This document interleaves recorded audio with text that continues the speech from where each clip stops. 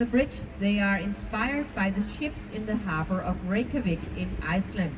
That's where the artist grew up. Mind your heads under this circle bridge. Please sit down. Thank you. Now, the circle bridge, like most of the new bridges built in recent years in Copenhagen, are only for pedestrians and bicycles.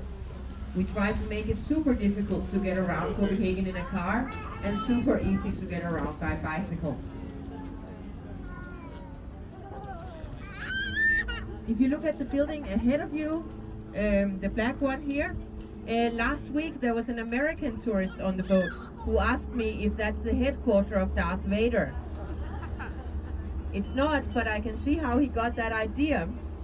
You can say it's the headquarters of Danish literature. In this building you find original scripts from Hans Christian Andersen, Søren Kierkegaard and all those old Danish writers. It's a part of the Royal Library. The building here was made in 1999 and it has this special effect that it tilts 7 degrees over the surface of the water, and it's covered, the surface of the building is covered in a very special type of granite from Zimbabwe. And it creates this effect that when the sunlight hits the water in the morning and reflects upon the building, the whole building shimmers as if it's covered in diamonds. Hence the name, the Black Diamond, to appreciate the Black Diamond. The building here, Blocks, is the new Center for Danish Architecture, built in 2018. Funnily enough, not designed by Danish architects, but by Dutch architects. They are called Rem Koolhaas and Ellen van Loon, but they were inspired by something Danish when they designed this building, because they found their inspiration from watching children playing with Legos.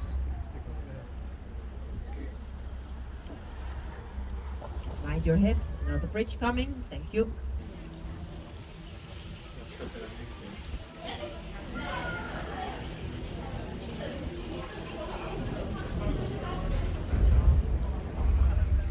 The building on your right here is one of the oldest buildings in Copenhagen. It's built in 1608 and it's the brew house of King Christian IV. Again, the king with the expensive hobbies, he stored beer in here for his army. Mind your heads, please. Thank you. Now, back in the days of Christian IV, the water in Copenhagen was so contaminated that it was not safe to drink it. Everyone was encouraged to drink beer instead. It was considered safer and healthier than drinking the water, even for children. So in the army of Christian IV, every soldier got 10 liters of beer per day as a part of their salary. Remember I said we lost all those wars against the Swedes? Might have had something to do with all that beer. But they do say we had a very happy army during Christian IV, and as long as we're having fun, who cares about losing a little war or two? Now the old industrial boats here, they are all privately owned today. It's quite common in Copenhagen these days to buy these old industrial boats and turn them into either family homes or businesses. The light boat here is from 1878, has been here in the harbor since 1978, and is home to a family of 5. The old coal boat here, that's a massage clinic today. Over here on the other side, one of my favorite little features on the tour, it's the debate sauna. In there you can sweat off a few kilos while discussing politics and philosophy. I quite like that concept. Mind your heads, please.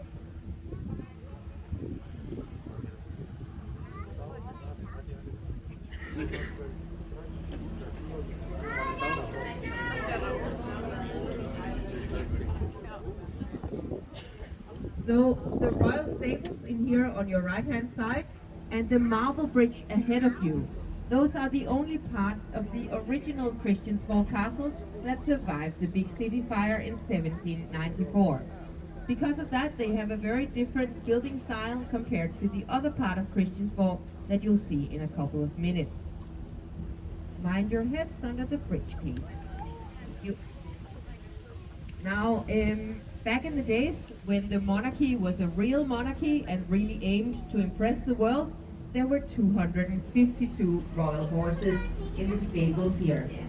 used for all kinds of show of representation purposes, pulling golden carriages and walking parades and whatnot.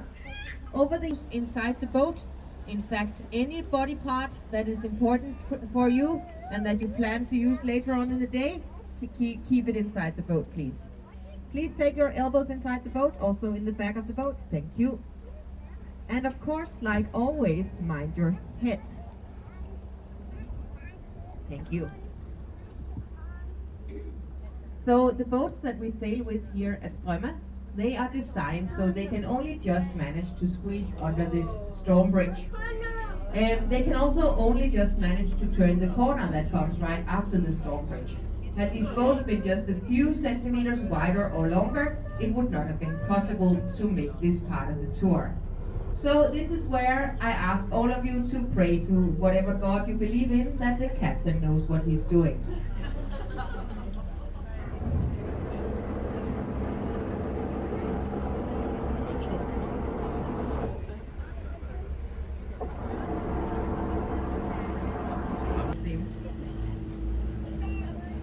Now the Copenhagen building up here on your right hand side is a museum designated to the Danish Icelandic sculptor Bertel Thorvaldsen. He was very, very talented. He was accepted to the Royal Academy of Fine Arts when he was just 11 years old.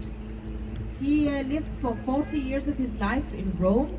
He's the only non-Italian artist who has his works on display in the 16th chapel in Rome, so he's also quite famous in Italy.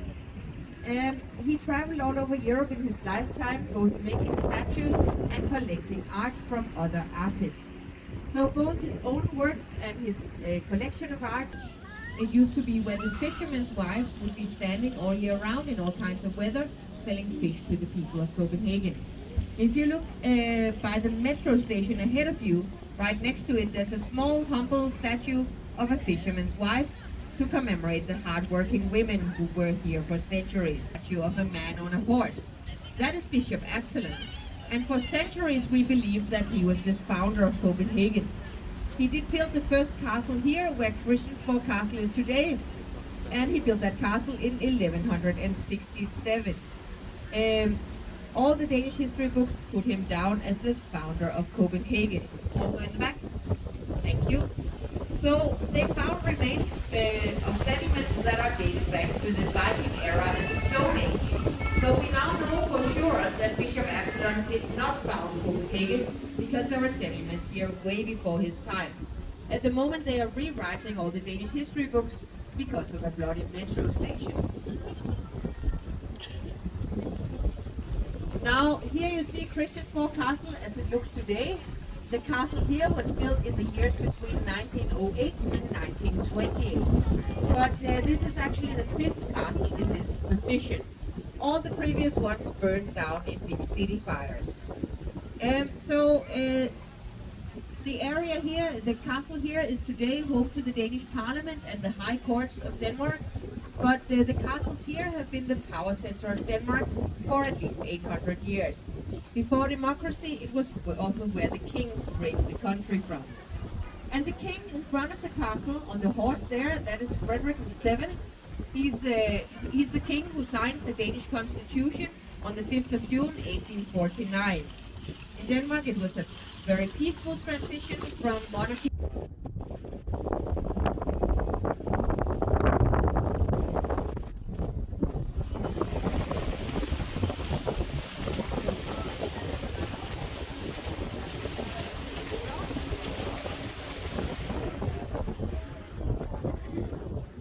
Now, the old stock exchange of Copenhagen, built between 1620 and 1640.